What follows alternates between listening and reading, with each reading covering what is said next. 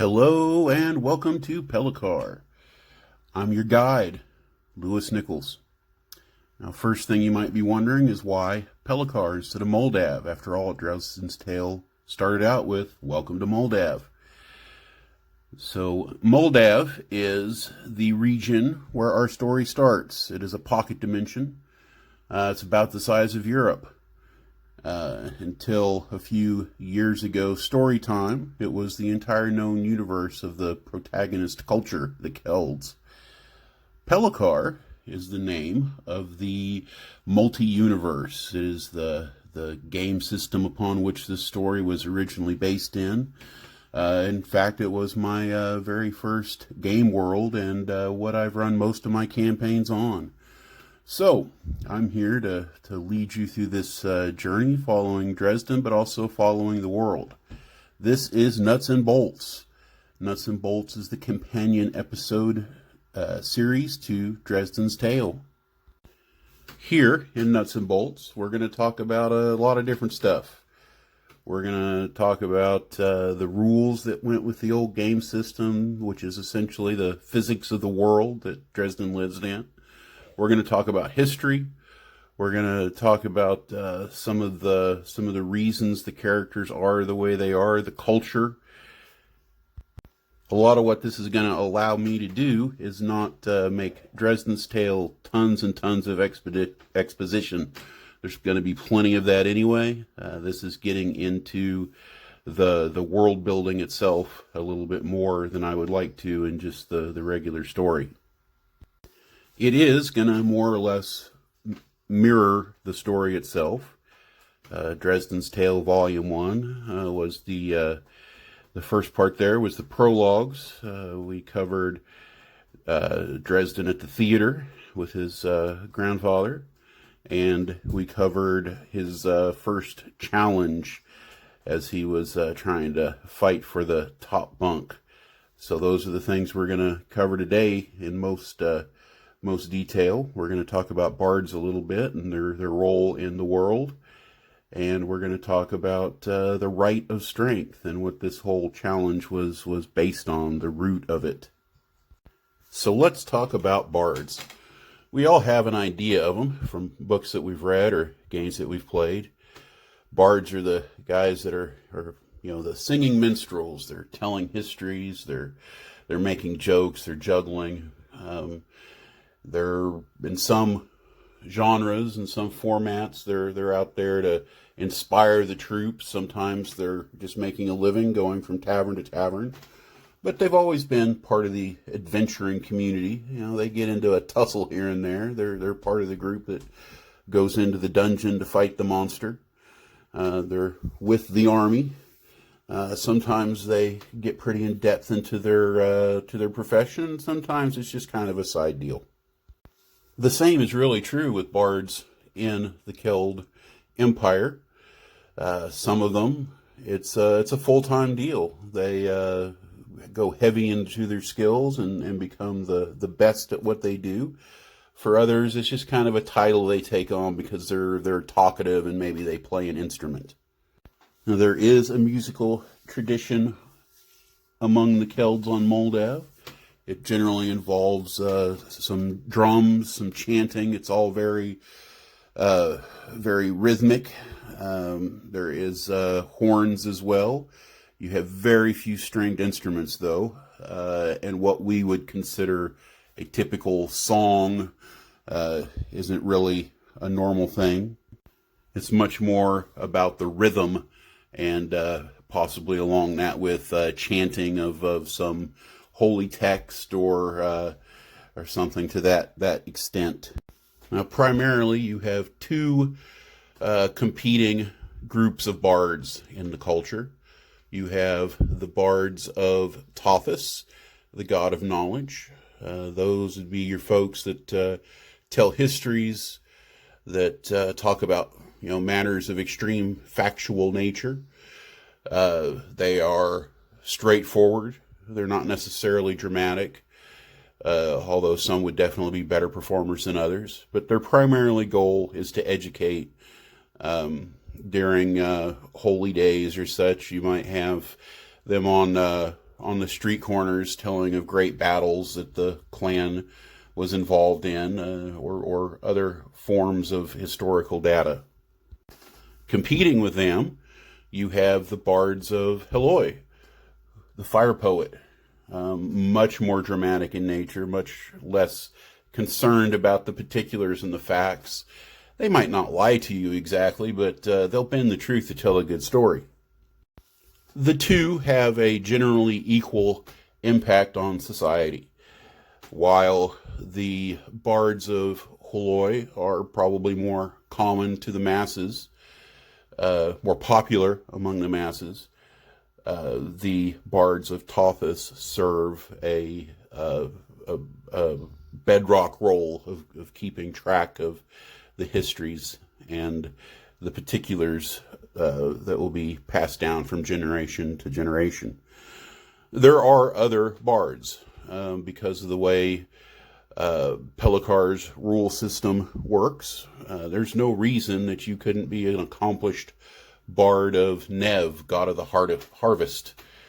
It's not about learning the certain spells to make you a bard. It's about learning the other skills, the abilities to speak in front of an audience, the ability to learn the material. There's no reason that bard of Nev could not tell the stories of great heroic farmers and of magnificent harvests in the past. But obviously, someone that embellishes and tells a story more intent on entertainment is going to tend to be more popular among the masses and heroes and the courts of power alike. When it comes to theater, you generally do have a traditional amphitheater type construction in most major cities. It's not always just people telling stories on the corner of the street. In these theaters, they're often dominated by the priests, the Bards of Heloi, but many of them are run as a collaborative effort between different bards, and not even necessarily bards, but anybody civic-minded that has an interest in entertaining the people. There is also a written tradition among the Kelds, although books are not particularly common, at least not for an entertainment value, but it is a culture with a tradition of writing things down. There has been a dark age in recent millennia, so a lot of those books were destroyed over time. But you do have some that survived, histories, philosophy texts, a lot of religious tomes. That is probably the most important thing in the society. And to some degree, you have the new generation of warriors, bards, executors, sages that are beginning a fresh effort to write humanity's knowledge into the written word. And we also have a second topic this time around on Nuts and Bolts. We're going to be talking about the right of strength. In its most basic form, the right of strength is exactly what it sounds like. If you can beat up the other guy, then you get his stuff. Now, that would sound like a chaotic society. That's why there's a lot of rules involved with being able to beat up a guy for his stuff. First of all, there is a cultural imperative against bullying.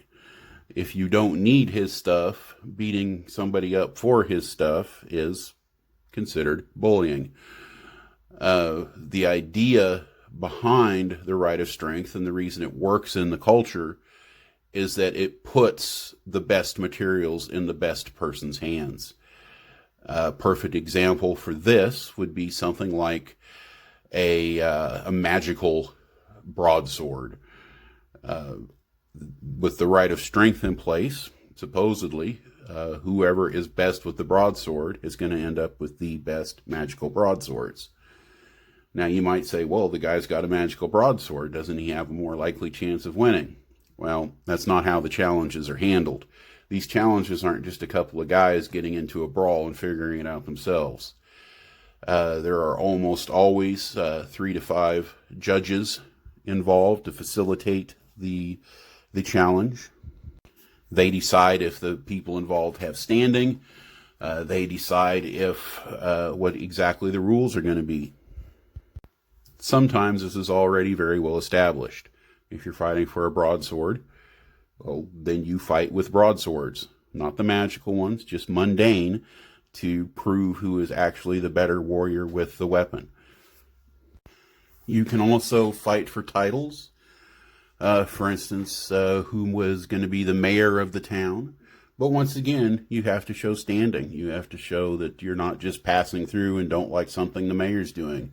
You have to be prepared to fulfill the duties of the mayor of the town. And there is very much a pressure on warriors as they become stronger to take more responsibility, to become mayors or other civic leaders, to take the weight of leadership on their shoulders. And the right of strength is the reward for that, as you are also expected to take care of those below you, not just prey upon them. But before you get to that point, you have to start somewhere. So you see lower power warriors duking it out for bunks, for spots near the fire at the, whenever you're out on the trail. Maybe just a better pair of boots. But that tradition establishes that, when you're stronger, you have the right to nicer things, so it pushes people to be stronger.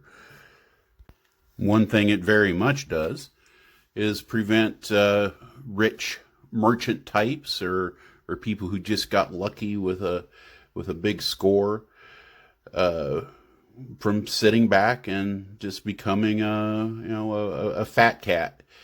They have to continue contributing to the fighting prowess of the clan and the empire in general. So that's going to wrap up our first edition of Nuts and Bolts. I hope it's begun to give you a little bit of insight into the world that we're exploring. Hopefully didn't just muddy the waters even more. Do all the things. Do the likes and the shares and come see me on Facebook and Twitter, and you can support me through Patreon. Hopefully I'm not full of it, and I've actually got around to setting that up by the time this airs, but I appreciate your support in any way that you can, even if you just listen and don't do any of the stuff. That's good too.